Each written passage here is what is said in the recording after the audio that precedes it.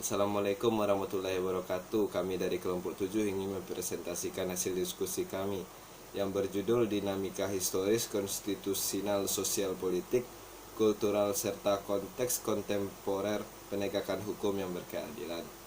Sebelum kami membacakan hasil diskusi kami, alangkah baiknya kami memperkenalkan diri.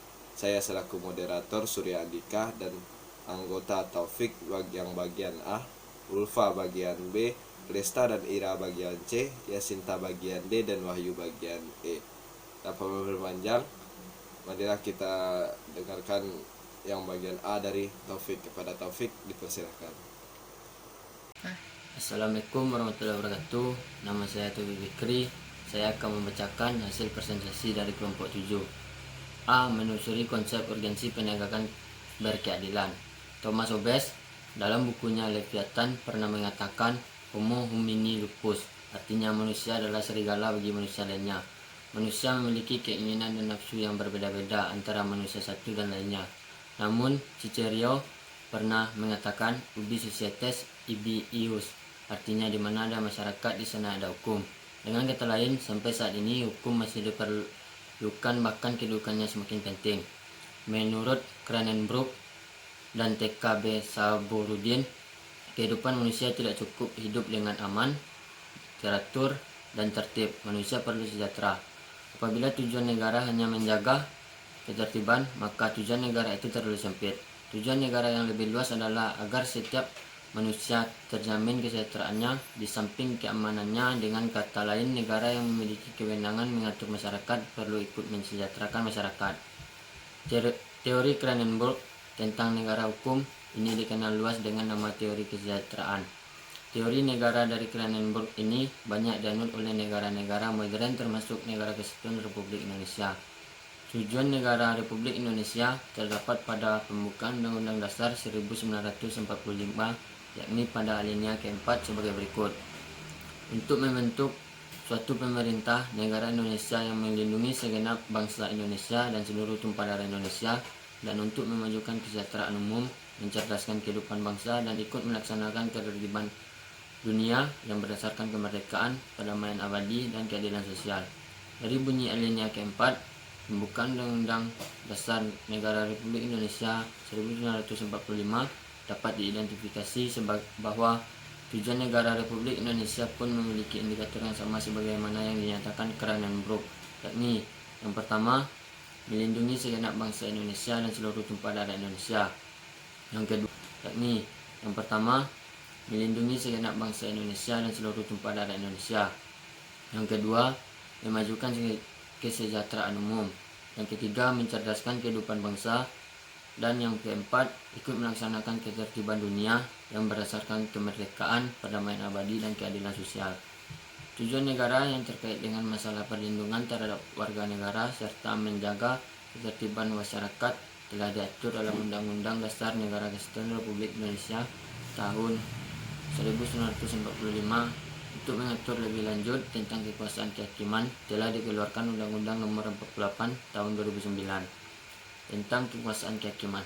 Dalam pertimbangannya, Undang-Undang Nomor 48 Tahun 2009 tentang kekuasaan kehakiman dinyatakan bahwa kekuasaan kehakiman dilakukan oleh sebuah Mahkamah Agung dan badan peradilan yang berada di bawahnya dalam lingkungan peradilan umum, lingkungan peradilan agama, lingkungan peradilan militer, lingkungan peradilan tata usaha negara, dan oleh sebuah Mahkamah Konstitusi. Untuk menyelenggarakan peradilan guna menegakkan hukum dan keadilan, negara Indonesia telah memiliki lembaga peradilan yang diatur dalam Undang-Undang Dasar Negara Republik Indonesia 1945, ialah Mahkamah Agung, Mahkamah Yudisial, Mahkamah Konstitusi. Dengan demikian, tiga lembaga negara yang memiliki kekuasaan kehakiman memiliki tugas pokok untuk menyelenggarakan peradilan guna menegakkan hukum dan keadilan. Dalam teori tujuan negara, pada umumnya ada 4 fungsi negara yang dianut oleh negara-negara di dunia yang meliputi: yang pertama, melaksanakan penertiban dan keamanan; yang kedua, mengusahakan kesejahteraan dan kemakmuran rakyatnya; yang ketiga, pertahanan; yang keempat, menegakkan keadilan. Pelaksanaan fungsi keempat yakni menegakkan keadilan. Fungsi negara dalam bidang peradilan dimaksudkan untuk mewujudkan adanya kepastian hukum. Misi ini dilaksanakan dengan berlandasan pada hukum dan melalui badan-badan peradilan yang didirikan sebagai tempat mencari keadilan. Assalamualaikum warahmatullahi wabarakatuh. Perkenalkan, nama saya Opa Syahri dari kelas M17. Di sini saya akan melanjutkan presentasi dari rekan saya tadi, yaitu B. Menanya alasan mengapa diperlukan penegakan hukum yang berkeadilan. Dari banyaknya tuntunan masyarakat, beberapa sudah mulai terlihat perubahan ke arah yang positif. Namun, beberapa hal masih tersisa. Mengenai penegakan hukum ini, hampir setiap hari media massa baik elektronik maupun cetak menayangkan masalah pelanggaran hukum, baik terkait dengan masalah penegakan hukum yang belum memenuhi rasa keadilan masyarakat maupun masalah pelanggaran HAM dan KKN.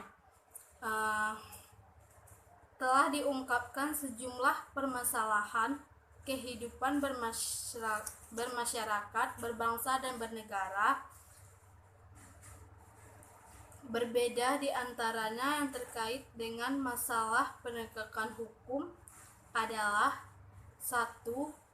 Perilaku warga negara, khususnya oknum aparatur negara yang belum baik dan terpuji, seperti masih ada praktik KKN, praktik suap, perilaku premanisme, dan perilaku yang tidak terpuji. 2. Masih ada potensi konflik dan kekerasan sosial seperti SARA, tawuran, pelanggaran HAM, etnosentris, dan lain-lain. Ketiga, maraknya kasus-kasus ketidakadilan sosial dan hukum yang belum diselesaikan dan ditangani secara tuntas. Yang keempat, penegakan hukum yang lemah karena hukum bagaikan pisau yang tajam ke bawah tetapi tumpul ke atas. Dan 5, pelanggaran oleh wajib pajak atas penegakan hukum dalam bidang. Perkenalkan, nama saya Siti Hurairah. Di sini saya akan melanjutkan materi dari rekan saya, yaitu menggali sumber historis, sosiologis, politis tentang penegakan hukum yang berkeadilan di Indonesia. Menurut Gustav Redbrandt, seorang ahli filsafat Jerman, menyatakan bahwa untuk menegakkan hukum ada 3 unsur yang harus diperhatikan. Yang pertama, keadilan. Keadilan merupakan unsur yang harus diperhatikan dalam menegakkan hukum. Artinya, bahwa dalam pelaksanaan hukum, para aparat penegak hukum harus bersikap adil. Pelaksanaan hukum yang tidak adil akan mengakibatkan keresahan masyarakat, sehingga wibawa hukum dan aparatnya akan luntur di masyarakat. Yang kedua, kemanfaatan. Selain unsur keadilan, para aparat penegak hukum dalam menjalankan tugasnya harus mempertimbangkan agar proses penegakan hukum dan pengambilan keputusan memiliki manfaat bagi masyarakat. Yang ketiga, kepastian hukum. Unsur ketiga dari penegakan hukum adalah kepastian hukum. Artinya, penegakan hukum pada hakikatnya adalah perlindungan hukum terhadap tindakan sewenang-wenangnya. Dalam menegakkan hukum, ada 2 unsur yang harus dituntaskan oleh aparatur penegak hukum, yaitu hukum material dan hukum formal. Hukum material adalah hukum yang memuat peraturan-peraturan yang mengatur kepentingan-kepentingan dan hubungan-hubungan yang berupa perintah-perintah dan larangan. Hukum formal atau disebut juga hukum acara, yaitu hukum yang mengatur tentang cara bagaimana mempertahankan dan menjalankan peraturan hukum material. Untuk menjalankan penegakan hukum yang adil, maka di sebuah negara dibutuhkan aparatur negara. Berikut adalah beberapa bentuk aparatur negara. Yang pertama, lembaga penegak hukum, terdiri dari kepolisian, kejaksaan, dan kehakiman. Kepolisian menurut pasal 4 Undang-Undang Nomor 8 Tahun 1981 tentang Undang-Undang Hukum Acara Hukum atau KUHAP, penyelidik adalah setiap pejabat polisi negara Republik Indonesia. Selain selaku penyelidik, polisi bertindak pula sebagai penyidik. Menurut pasal 6 Undang-Undang Nomor 8, yang bertindak sebagai penyidik yaitu pejabat polisi negara Republik Indonesia, pejabat pegawai negeri sipil tertentu yang diberi wewenang khusus oleh undang-undang. Berikutnya kejaksaan. Dalam Undang-Undang Nomor 16 Tahun 2004 tentang Kejaksaan Republik Indonesia, Pasal 1 dinyatakan bahwa jaksa adalah pejabat fungsional yang diberi wewenang oleh undang-undang untuk bertindak sebagai penuntut umum dan pelaksanaan putusan pengadilan yang telah memperoleh kekuatan hukum tetap serta wewenang lain berdasarkan undang-undang. Jadi, kejaksaan adalah lembaga pemerintahan yang melaksanakan kekuasaan negara di bidang penuntutan.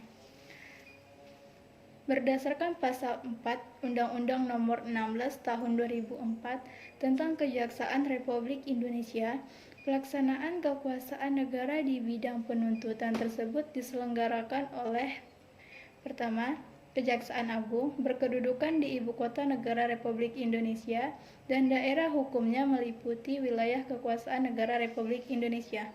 Yang kedua, Kejaksaan Tinggi berkedudukan di Ibu Kota Provinsi dan daerah hukumnya meliputi wilayah provinsi. Yang ketiga, Kejaksaan Negeri berkedudukan di Ibu Kota Kabupaten atau Kota yang daerah hukumnya meliputi daerah kabupaten kota.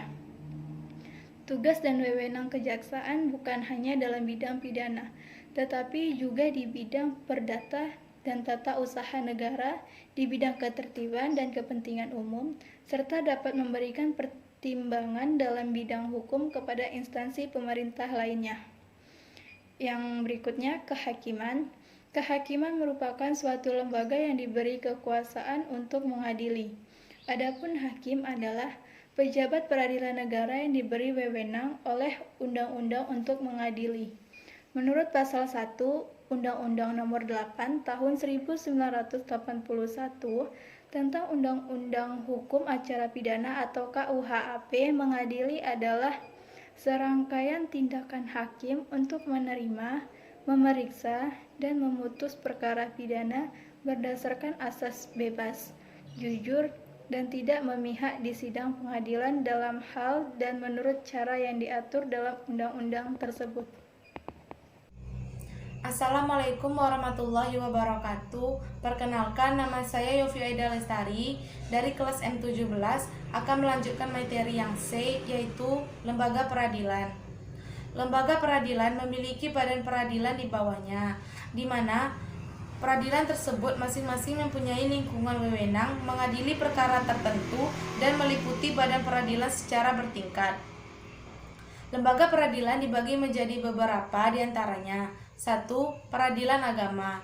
Peradilan agama bertugas dan berwenang memeriksa perkara-perkara di tingkat pertama antara orang-orang yang beragama Islam. Misalnya di bidang 1. Perkawinan, 2. Kewarisan, wasiat, dan hibah yang dilakukan berdasarkan hukum Islam. 3. Wakaf dan sedekah. 2. Peradilan militer. Peradilan militer bertugas memeriksa dan memutuskan perkara pidana terhadap kejahatan atau pelanggaran yang dilakukan oleh seseorang. 3. Peradilan tata usaha negara. Peradilan tata usaha negara bertugas untuk mengadili perkara atas perbuatan melawan hukum yang dilakukan oleh pegawai tata usaha negara. 4. Peradilan umum.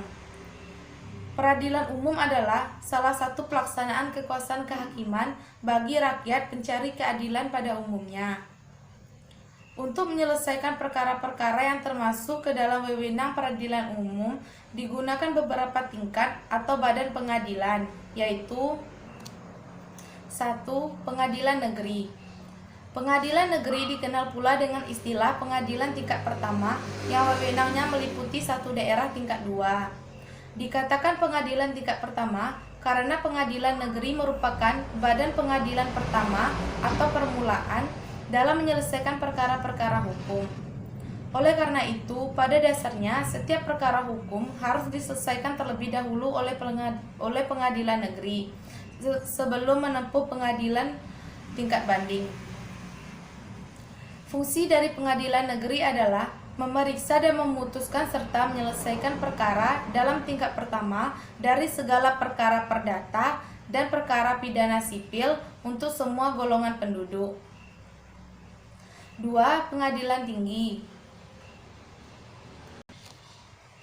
Pengadilan tinggi adalah pengadilan banding yang mengadili lagi pada tingkat kedua atau tingkat banding suatu perkara perdata atau perkara pidana yang telah diadili atau diputuskan oleh pengadilan negeri. Pengadilan tinggi hanya memeriksa atas dasar pemeriksaan berkas perkara saja, kecuali bila pengadilan tinggi merasa perlu untuk langsung mendengarkan para pihak yang berperkara. Pengadilan tinggi mempunyai susunan sebagai berikut: 1. Pimpinan, 2. Hakim anggota, 3. Panitera, dan sekretaris. Sedangkan pembentukan pengadilan tinggi dilakukan melalui undang-undang. 2. Pengadilan tingkat kasasi. Pengadilan tinggi kasasi dikenal pula dengan sebutan Pengadilan Mahkamah Agung. Kewajiban Pengadilan Mahkamah Agung terutama adalah melakukan pengawasan tertinggi atas tindakan-tindakan segala pengadilan lainnya di seluruh Indonesia dan menjaga agar hukum dilaksanakan dan ditegaskan dengan sepatutnya. Dalam menegakkan hukum dan keadilan, hakim berkewajiban untuk memeriksa dan mengadili setiap perkara yang diajukan. Oleh karena itu, hakim atau pengadilan tidak boleh menolak untuk memeriksa dan mengadili perkara yang diajukan dengan alasan hukumnya tidak atau kurang jelas. Untuk itu, hakim diperbolehkan untuk menemukan atau membentuk hukum melalui penafsiran hukum dengan tetap memperhatikan perasaan keadilan dan kebenaran. 4. Penasehat hukum. Penasehat hukum merupakan istilah yang ditujukan kepada pihak atau orang yang memberikan bantuan hukum. Yang dimaksud penasehat hukum menurut KUHP adalah seorang yang memenuhi syarat ditentukan oleh atau berdasar undang-undang untuk memberi bantuan hukum. Diperbolehkannya menggunakan penasehat hukum bagi tertuduh atau terdakwa merupakan realisasi dari salah satu asas yang berlaku dalam hukum acara pidana, yang menyatakan bahwa setiap orang yang tersangkut perkara wajib diberi kesempatan untuk mendapatkan bantuan hukum yang semata-mata diberikan untuk melaksanakan kepentingan pembelaan atas dirinya. Dan penasehat hukum ada yang berdiri sendiri dan ada pula yang berhimpun dalam organisasi seperti Lembaga Bantuan Hukum atau LBH, Ikatan Advokat Indonesia atau IKADIN, dan Ikatan Penasehat Hukum Indonesia atau IPHI, dan seterusnya. Terima kasih. D. Membangun argumen tentang dinamika dan tentang penegakan hukum yang berkeadilan di Indonesia. Penegakan hukum di Indonesia masih terbilang lemah dalam beberapa kasus. Masyarakatnya pun belum sesuai dengan harapan. Menurut beberapa masyarakat, para aparat penegak hukum sering melakukan hukum bagaikan pisau yang tajam ke bawah, namun tumpul ke atas. Apabila hal ini terus-menerus terjadi, maka akan menjadi kebiasaan atau hal yang benar. Apabila hal ini terjadi, maka akan berdampak pada revolusi hukum di Indonesia. Oleh karena itu, tantangan yang dihadapi oleh bangsa Indonesia pada saat ini adalah menghadapi persoalan penegakan hukum di tengah maraknya hukum di segala sastra di kehidupan masyarakat Indonesia. Di area globalisasi yang penuh dengan materialisme ini, banyak tantangan yang dihadapi oleh aparat penegak hukum. Oleh karena itu, mereka harus memiliki sikap baja, akhlak mulia, dan karakter yang kuat dalam menjalankan tugasnya. Dalam hal ini, aparat harus kuat dan siap dalam menghadapi ujian atau cobaan, yang dimana ujian ini akan berakibat pada wibawa sebagai penegak hukum. Penegak hukum harus tahan terhadap oknum masyarakat atau pejabat lain yang ingin menyuap mereka. Selain itu, pemerintah pun perlu melakukan upaya presentasi dalam mendidik warga Indonesia.